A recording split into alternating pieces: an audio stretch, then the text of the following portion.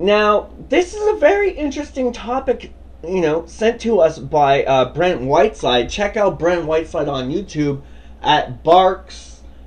Oh, damn, I forget the number. Type in Barks on YouTube, or Brent Whiteside on YouTube, or maybe Brent Whiteside Barks, or Barks Brent Whiteside on YouTube. You'll find it. It's just, he's got this wonderful page full of wonderful nature scene kind of thing. Beautiful, like, just really cool animal and eco shots of animals coming together in his very own natural habitat. But Brent Whiteside sent us this request. The cart pushing Rambo himself. It's about the PETA involvement in the Rambo franchise. So, go check out Brent Whiteside. It's BARQS, I believe, and then there's a number. Or maybe go through my subscriptions and you'll find them in there. Great wildlife photography by Brent. So, many of our animal friends have felt the wrath of Rambo, and I would, say mostly because he lives off the land, and, a man's got to eat. So, when I looked it up, the only thing I really found was a story about a sickly dog named Rambo, who was rescued, I should say. There's an essay on the PETA website by the PETA people called, and the PETA community. There's an essay on the website called Rambo: A Story of Survival. You may want to check that out. It's pretty touching. And if you're a dog lover, especially if you're a dog lover, I am, so it was pretty nice to see. Who doesn't like dogs, right? Anyway, so the Rambo dog kind of looks like a bigger version of our dog Sweetie. If you want to see Sweetie, you can go over to my sister's page, Lori M1967, or go back to when we did the bake sale video. Hit the link to look at the actual bake sale video with the with us sitting in the living room with the dog doing our interview. Anyway, I didn't find anything on PETA fighting the Rambo franchise. I'm happy to guess the film company and crew kept it very legit. So Slide himself threw another one, so to speak. So instead we're going to take a moment to give an honorable mention to some of our poor lost animal soul friends who've lost their lives along the saga, and the written routes too, I should say. If I left any out that you know about, please feel free to correct me and message me or comment, or whatever your style may be, and I'll I thank you right off the bat for that, and I'll get back to you. So yeah, and we'll address it on the show. And sadly, I didn't have much time to work with these episodes, properly. It's pretty much one whole shot in one day. Like, I kind of wrote my notes over the past couple days, a few of them before actually, and I'm pretty much doing this in one shot. All the segments in one shot. Like, I wanted to do a slideshow type of thing for each honorable mention. However, I was unable to do the photo half of it. Also, I wasn't home, and I was going to do the photo portion of it.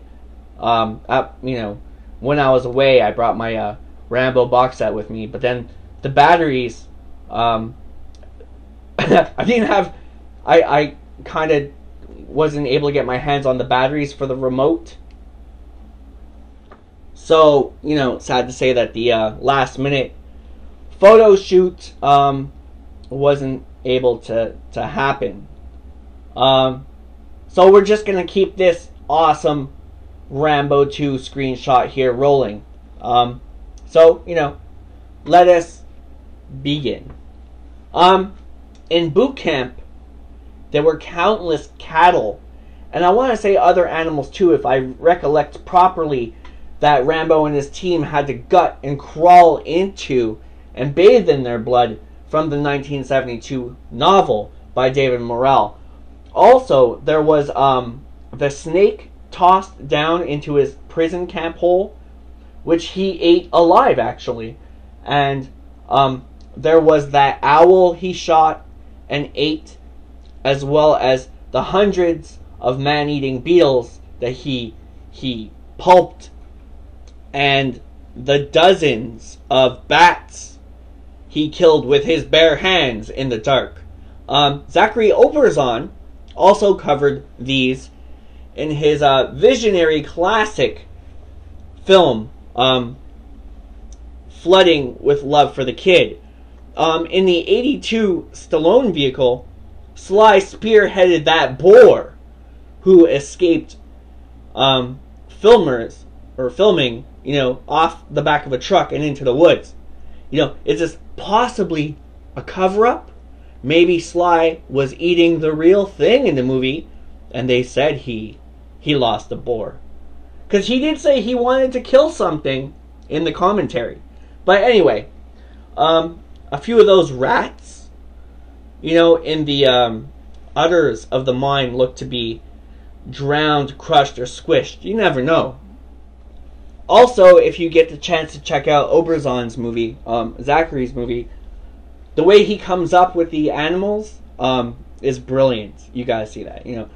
From disguising himself as a dog, or dogs, many dogs, to the little bear as the owl, and the shower snake scene is just like the coolest fucking thing in the world. I'm so glad that he added that in.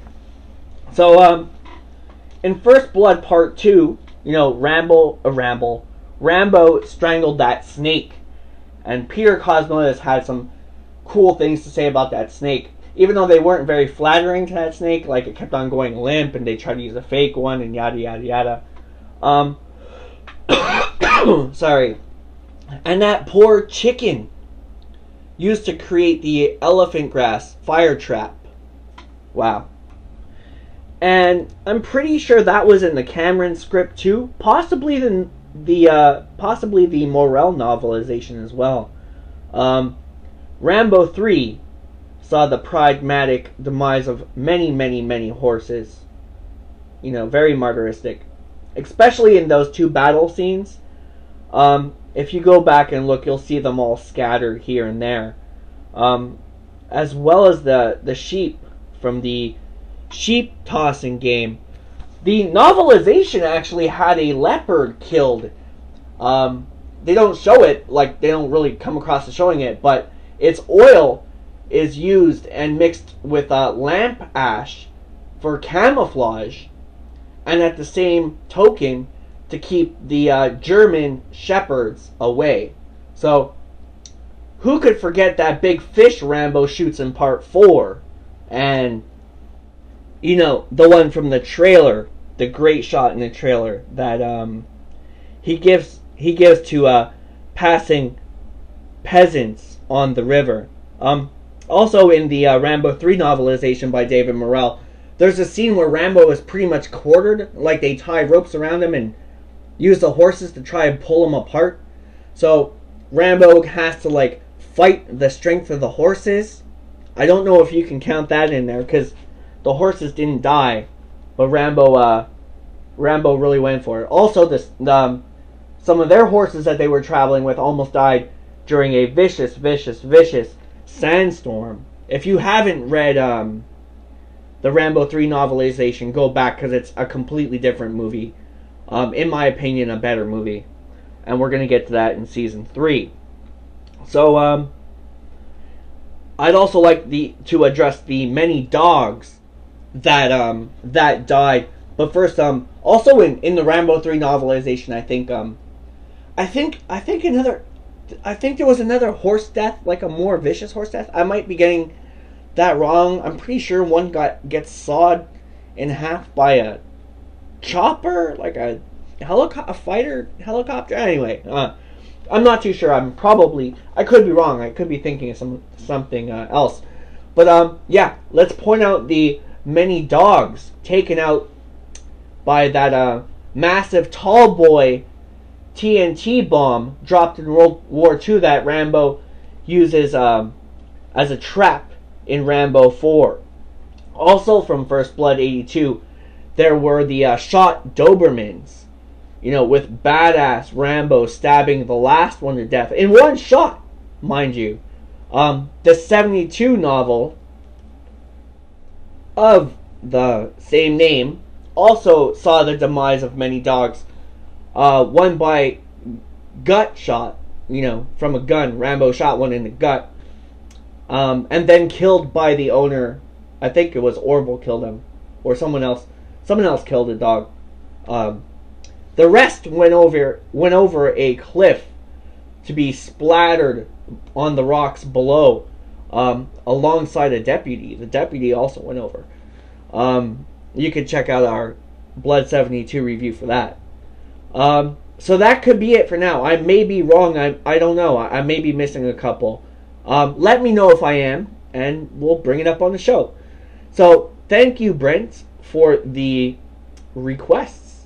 And it was an awesome one at that. It was an awesome episode to do. Very original. I can't thank you enough. It's just a great treat for the viewers at home. And, I'm really happy, to have such awesome viewers and viewers who are looking out for the show. So thank you so much for that, So, thank you for that. And, many more requests to come, when we're like right after this, when RAMBOMANIA continues, we're going to look at some films that possibly could have inspirational ties to the 72 novel and the 82 movie. We're going to talk a rumored remake as well, and a classic retelling of the original source material, painstakingly stitched together over the course of a year by Zachary Oberzon. I'm sorry once again I didn't get to do the slideshow, but stick around, and we'll be right back.